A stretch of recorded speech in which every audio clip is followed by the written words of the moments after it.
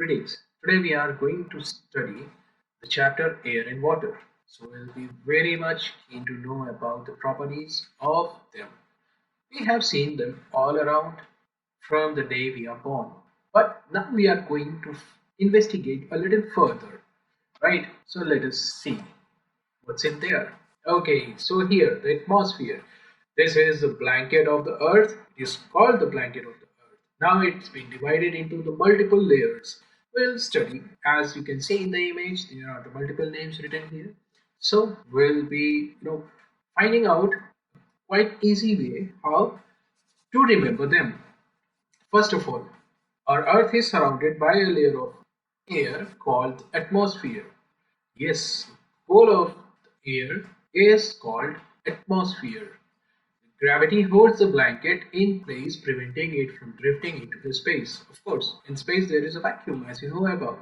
But the question is, why do not the air just slips away into the universe? In this case, there will be no air on the earth, and hence there will be no life. But it does not happen. Why? It is because the gravity holds up the air to the earth. Okay, so now moving on to the layers, we are looking at some of the words here like troposphere, stratosphere, ionosphere, exosphere. So the basic thing is we can remember these names by two ways. First thing, we can pronounce it as psi, where T is silent, S-I-A. Troposphere, stratosphere, ionosphere, or exosphere. If you find this difficult, you can remember this name by tie. Of course, you wear it every day. So now, where S is silent, T-S-I-E. So we can make the S word silent here, and we can remember the name T-S-I-E as tie. Now, all these layers are having multiple purposes. Of course, we are humans and we have utilized them for different purposes. So now we'll be reading about some of the utilizations that we have studied till now. Okay, so now starting from the very lowest atmosphere. So here we have named this as troposphere. Weather changes happens here. All the weather, the clouds that we see, all are happening here only. Now, in the stratosphere, we have seen the planes flying. So this is the layer where the airplanes mostly fly. And now in between the stratosphere and the ionosphere, we are looking at the ozone layer. So this is a different layer. We'll be studying it in the next slides. But we have to remember that where is the ozone layer present. So it is in between the stratosphere and the ionosphere. Okay. So now what does happen? What is happening in the ionosphere? Okay, so the simple answer is this layer helps the radios to work. And in the exosphere, all the satellites that are moving around the Earth are placed in this exosphere. I hope so this might be very clear. So you can pause the slide and again revise it. And then I'm moving further to the next slide. Let's see. Okay, as we have studied the atmosphere, Earth's protective blanket. So here is the definition again. The Earth is surrounded by the layer of called atmosphere. Gravity holds this blanket in place, preventing it from escaping into the space. The same thing that we have studied earlier in the slides. Okay, now the key function of this. Now this is going to be important because many of the questions are asked within this. The key functions are it regulates the temperature, prevents a Earth from becoming too hot by day or too cold by night.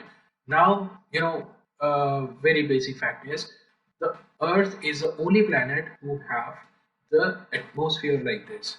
Now, if we would look at the moon, there is no atmosphere present. So this is the reason that it gets very hot in the day when the sunlight falls it, and the places where the sunlight is not falling, that is the back of the moon, that is away from the sun, is very cold. So this is how the atmosphere protects the earth and supports the life. Now protection shields us from harmful solar radiation like UV rays and burns up most meteors before the impact. Of course, there are many dust materials or say stones that are continuously revolving in the universe. Now, when they come into the contact with the atmosphere of the Earth, they burns up. and that is what we know as the shooting stars. So this is how the atmosphere protects us. Okay, so now here again in the image that you are looking here, the exosphere, ionosphere, stratosphere, ozone layer is present in the between of the stratosphere and the troposphere, as you can see here. And here the weather changes occurs here. Now I have put some emojis here just to remember. Okay, so now moving on to the next slide. Let's see. Yes, the composition of the air. So air is the mixture of gases, as we have already studied. Okay, so now the mixture contains 98% of the nitrogen, 21% of the oxygen, and the rest of the gases are in 1%. So I think so that you can read the rest of the gases: the carbon dioxide, the argon, the neon, the water vapor, and the dust. So these are some of the other gases. Now here the nitrogen is very important. Plant get this from the soil salts, does not support burning. Yes, these are the two functions of the nitrogen. And for the oxygen, essential for the breathing and burning. Of course, the burning requires oxygen, right? So now here we will see the more of the functions. Let us move on to the next slide. Now here we are looking at the air is not a single element but a mixture of gases, dust and smoke. So as we discussed, nitrogen is the 78%, oxygen is 21%, other gases combined together forms 1%, that is argon, carbon dioxide, helium, ozone, neon, water vapor, etc. So nitrogen, what is the function of the nitrogen? So this you have to remember is nitrogen controls combustion. Plants use it to make proteins and it is absorbed via soil because the nitrogen present in the air is not directly consumed by the plants. Oxygen, of course, this is present and that is very supportive for the life on the earth. So it is essential for breathing and burning. Of course, fire needs oxygen to burn. Carbon dioxide, essential for photosynthesis in plants, as you have already studied that plants make their food through photosynthesis. Okay, so next slide. Oh, yes. Now, this is a logical challenge. Is the glass really empty? Now you are looking at the first of here. Now you are looking here, the first glass, as we are seeing the glass is inverted into the water, but we can see the water is not rising above in the glass. Why is it so? Because there is already some of the air that is present inside the glass, that is stopping the water to enter in the glass from its own level. Now here, when we have left the glass, now see the water in the glass or the air in the glass is escaping, right?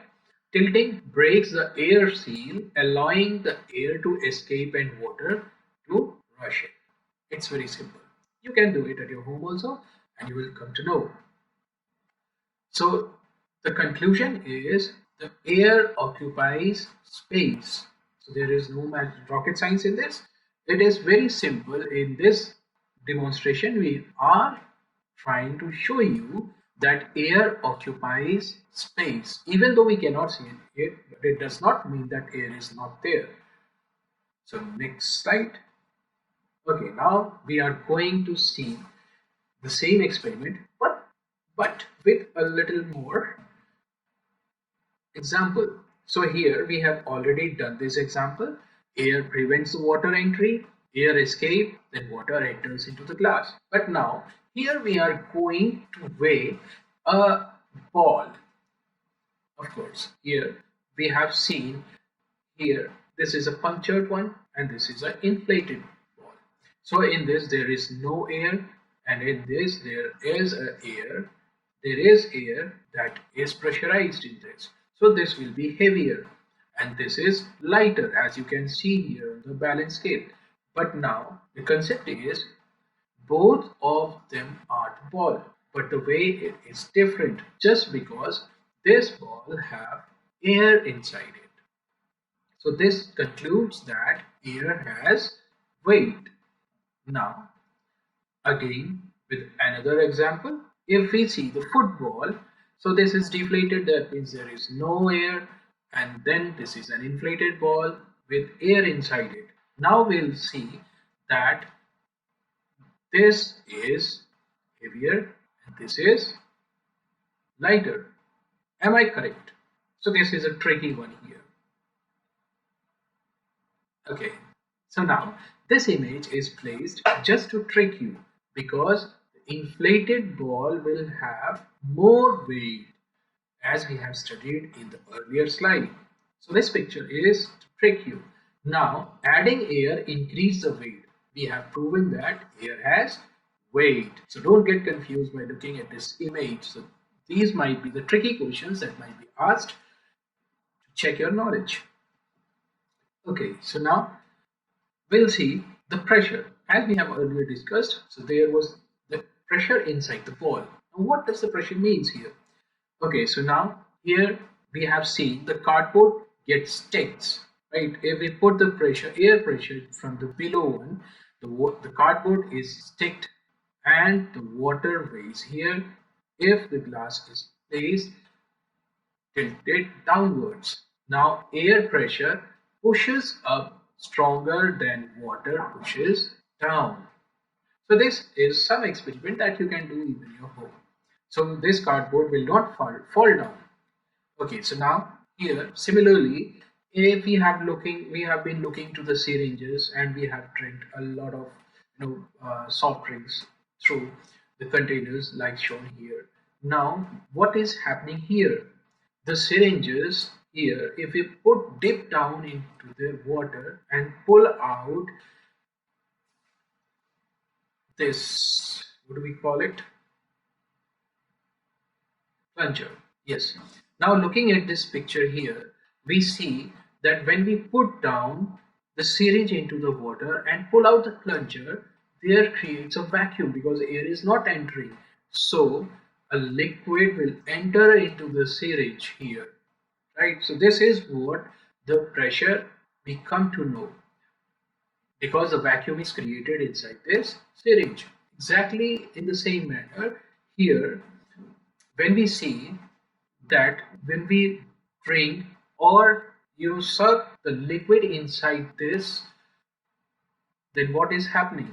Because of the pressure, we just drain the liquid inside this.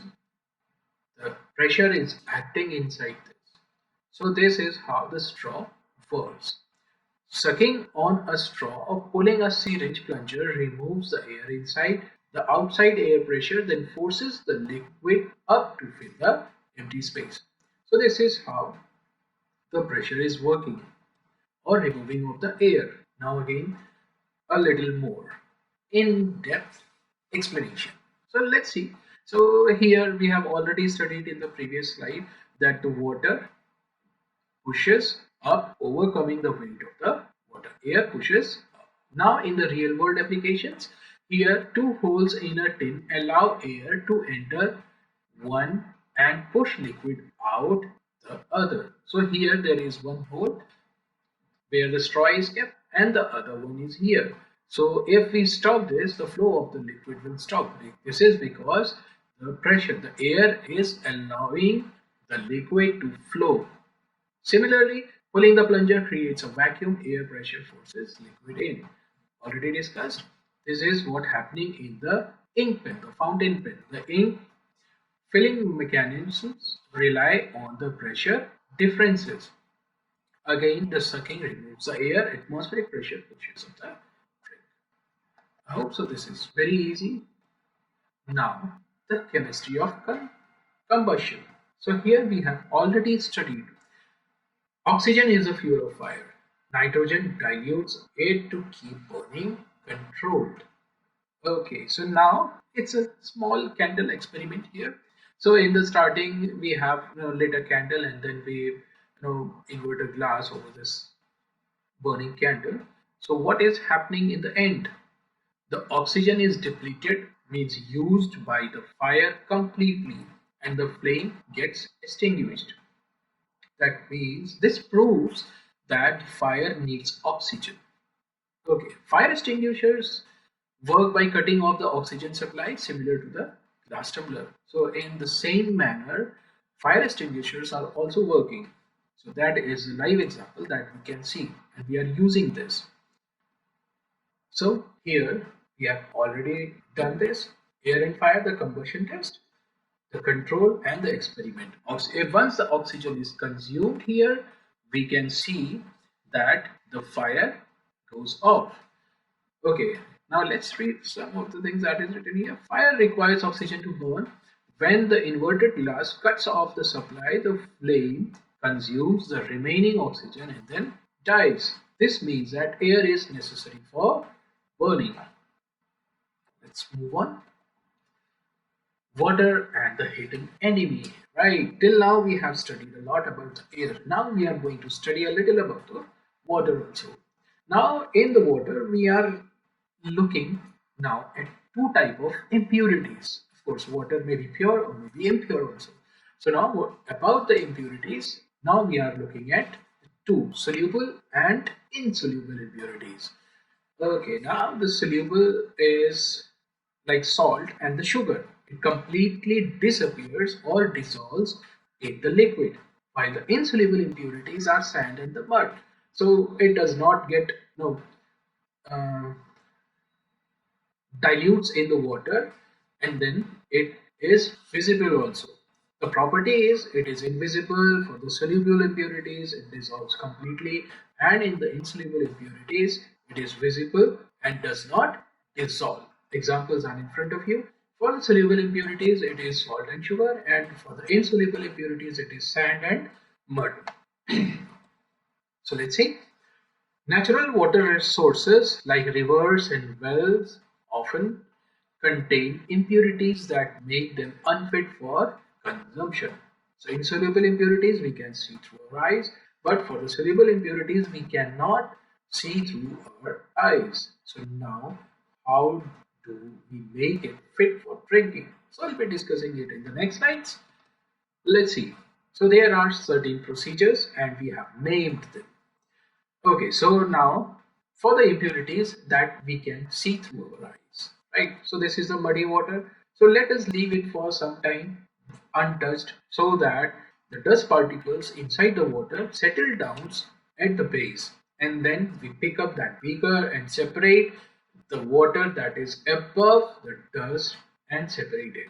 So this process is called sedimentation and decantation. Sedimentation is just nothing, just the settling down of the dust particles when the glass is left untouched. Now the decantation, the remaining water that is above the dust particles is separated into the another container. That is known as decantation. It's very simple. Now one more thing here. Adding alum to muddy water speeds up sedimentation. So sedimentation itself is a big time-taking process. So in order to make it faster, we use alum to make the sedimentation faster. Alum particles attach to dirt, making them heavier, so they sink faster. It's very simple. So you have to remember the name alum to make the sedimentation faster. Okay, now so there are again the same thing that we have discussed, sedimentation and decantation. So this you can do at your home also. Muddy water, let it settle down, and then you can separate the water from the dirt. So this is called the decantation. So the three terms: muddy water, sedimentation and decantation, we have completely discussed it. And the alum, yes, alum to the water, adding the alum to the water is also called loading. So earlier in the slide we discussed about the adding of alum because it makes the dirt particle heavier and settles down faster. But this process is called loading. Alum attaches to the dirt particles, making them heavier so that they settle faster. Adding of the alum is known as loading, nothing else. Okay, now moving on to the next slide. So there is another process, filtration. Now filtration, yes, you might have seen in your chemistry labs or the school labs, might be your teacher told you. So this is the process, another process of separating the impurities from the water. In this case, we are using something to separate it. So there is a filter paper that we have used in the conical flask here. So the paper we are using here, it sticks the dirt particles and let the water pass through it. So this is called filtration. Filtration traps particles that are too light to settle during sedimentation. So this is another process. Let's move on. Yes, removing insoluble impurities. Filtration. Filtration removes the impurities by passing impure water through a porous barrier, filter paper. It is faster and more effective than sedimentation. So here in the picture that we have seen, that this is the residue here, and at the down we are looking at a beaker that is having the filtrate water. But there is a catch. Filtered water may still contain germs and dissolved salts that we cannot see through our naked eyes. Now, what's next? Let's see. Yes, evaporation. You might have seen that this every now and then that is happening in your home, making the tea or from the pressure cooker. So these are all, whenever the water is boiled, evaporation happens. Yes, removing the soluble impurities. Water evaporates into the gas. Salt and sugar is left behind. But what is the point? If the water is evaporated into the gas, that means we are losing water. Now, how will we get the water back? The very big question is this. Okay, fine, we'll discussing it. Now, seeing is believing. Dissolved salt is invisible, but heating the water separates the liquid from the solid, as we know. Okay, so now we'll be getting the answers to the questions that we have asked just now. Here, okay, fine. So one more thing. Evaporation. Standard filtration cannot catch dissolved salts or sugars. We must use heat. Water vapor is lost to air. Solid and residue or sea salt or impurities that are left behind in the container. Now, limitation. This method recovers the salt, but the water is lost, as we have already discussed it. Now, how will we get the water back? Because it is evaporating. So now, yes, there is another process here. This is called distillation, the ultimate separation. We capture the steam and cool it back to liquid, leaving all impurities behind. So now here we are gathering the gas or the vapors and we are letting it cool down, and then again it changes its state from the gas to liquid. So this is how we are doing here. Now if we look at the picture in this round shape beaker, we are looking the impure water, we are heating it. Now the evaporation is happening. Now the vapors from here is getting inside. This is where the water cools down. Now the warm water is out, the cold water is in. Again, this is process is called condensation. Now what is happening is the water that is changing into the liquid is falling down in another beaker. So this is the pure water and we call it the distilled water.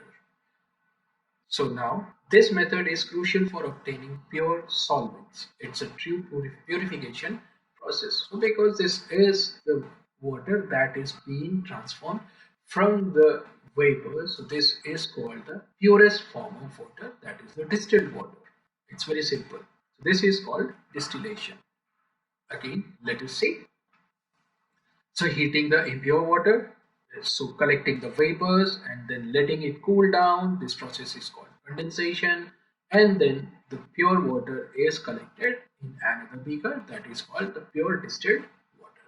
And where do we use it? We use it in the car batteries, medicines, or in the science laboratories. There are multiple purposes of this, but we have to remember just a few things, that is car batteries, medicines, and science laboratories. Okay, so now for making the water safe to drink, so there are some other methods also. We'll be discussing it right now. So this is a potable water. What is potable water? Water that is safe and fit for human consumption.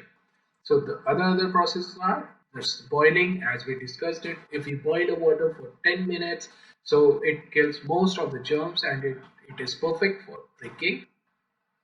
Now we'll talk about the chlorination. Yes, chlorine tablets are added to kill bacteria. This is also another process to remove the germs. And if there is, a very big thing, so don't go on the picture. This is just a sample picture of a well.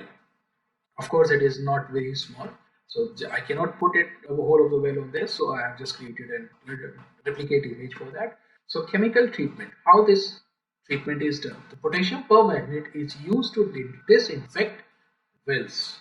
So this is how we treat the waters or the sources that we get water from. So you have to remember boiling 10 minutes, chlorination, the chlorine tablets for very small amount of water, and the water is in very big amount, or it's a well or some other source.